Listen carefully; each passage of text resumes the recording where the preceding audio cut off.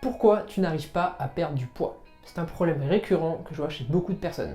Je vais te partager ici les 5 erreurs que je vois le plus souvent. Si tu ne me connais pas, je fais du suivi en ligne autour de la musculation et de la nutrition. Si tu veux perdre du gras, prendre du muscle, tu es au bon endroit. Si tu veux rejoindre la communauté, abonne-toi, active la cloche, tu seras ainsi prévenu des prochaines vidéos. Allez, c'est parti. Erreur numéro 1. Confondre manger sainement et manger pour perdre du poids. C'est pas parce que tu vas manger sainement que tu vas perdre du poids. Alors, manger sainement, qu'est-ce que c'est?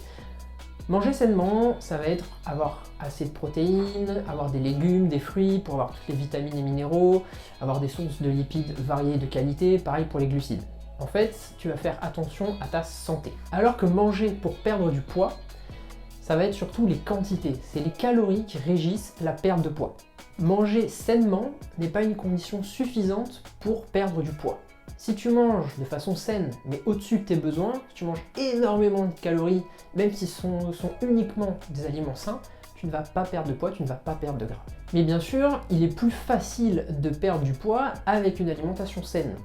Avoir assez de fruits, assez de légumes, des glucides qui vont te rassasier, des protéines maigres, tous ces paramètres vont t'aider à perdre du poids, mais ils ne sont pas suffisants. Si tu ne regardes pas tes quantités, si tu ne regardes pas tes calories, tu vas pas avoir de maîtrise sur ta perte de poids. Donc bien sûr, je te conseille d'allier les deux, donc les quantités et le type d'aliments, la qualité des aliments que tu consommes pour arriver à tes objectifs.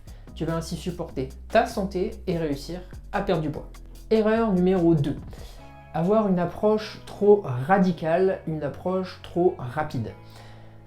Alors, c'est certes une approche qui peut fonctionner, mais très peu de personnes peuvent la suivre. En fait, le problème de cette technique, c'est que à force de te priver beaucoup, réduire grandement tes apports, manger très peu et faire beaucoup de sport, beaucoup de dépenses énergétiques, tu vas engendrer de la frustration. Tu vas avoir certains manques et ça va être difficile à tenir sur du plus long terme. Cette frustration va créer des sortes de craquages, des moments où tu vas énormément manger et c'est normal. Il est difficile de tenir un déficit important sur le long terme. Bien souvent, après cet épisode de craquage, tu vas vouloir compenser, tu vas vouloir un petit peu te remettre sur les rails. Donc tu vas te dire, je vais encore augmenter le déficit, je vais manger encore moins, ou je vais faire encore plus de sport. Erreur. Ça va engendrer encore plus de frustration, encore plus de problèmes, et ça va être encore plus difficile à tenir sur le long terme. On va se retrouver dans un cercle vicieux, un serpent qui se mord la queue. Tu vas avoir des phases agressives où tu vas manger très peu, ton poids va baisser, tu vas craquer, tu vas remanger beaucoup en très peu de temps, ton poids va remonter, tu vas pas t'en sortir. Alors attention, je dis pas que c'est une méthode qui ne marche jamais. Certaines personnes peuvent s'en sortir, mais généralement il faut avoir une certaine connaissance de soi-même, une certaine connaissance de la nutrition en général, de la dépense énergétique et du sport pour pouvoir gérer.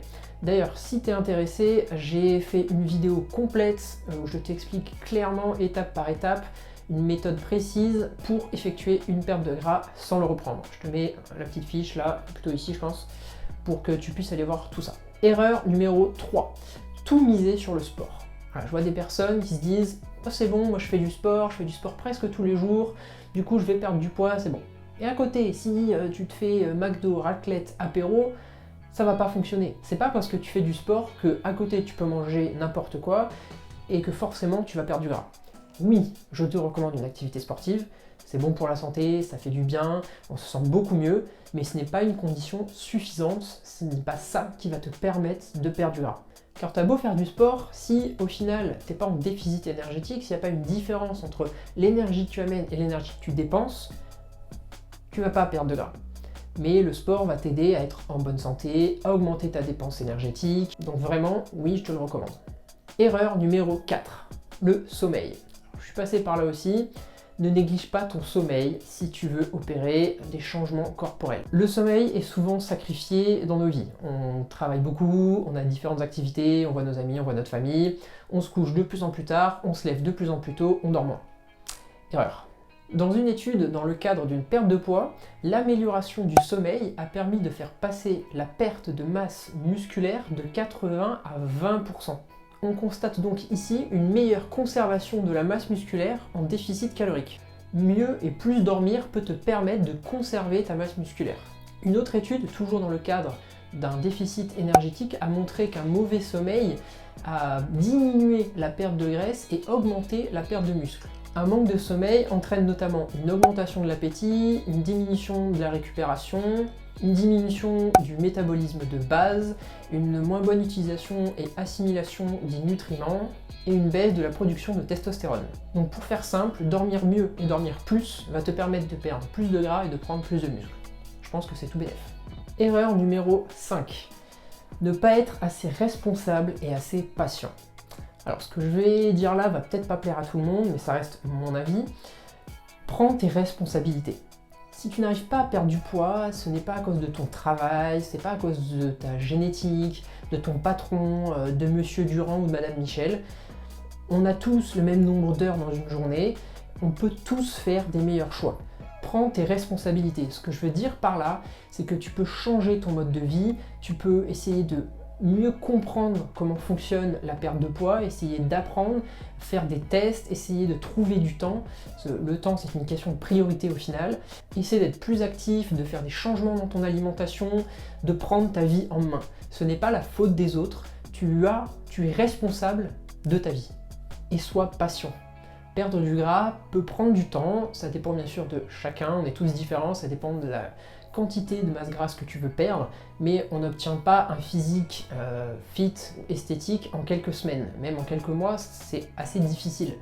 Il faut que tu sois patient, il faut que tu testes des choses et que tu regardes sur le long terme, sur plusieurs semaines, sur plusieurs mois. C'est pas au bout d'une semaine où tu as perdu peut-être rien ou 100 grammes qui se dit « Ah bah non, ça marche pas, j'arrête tout, j'abandonne ». Ça ne marche pas comme ça. Ceux qui réussissent à vraiment se transformer et avoir des résultats vraiment durables et vraiment visibles, c'est toujours le long terme. Et les transformations qu'on peut voir sur les réseaux, transformation 30 jours, perte de 15 kilos, ça c'est des conneries.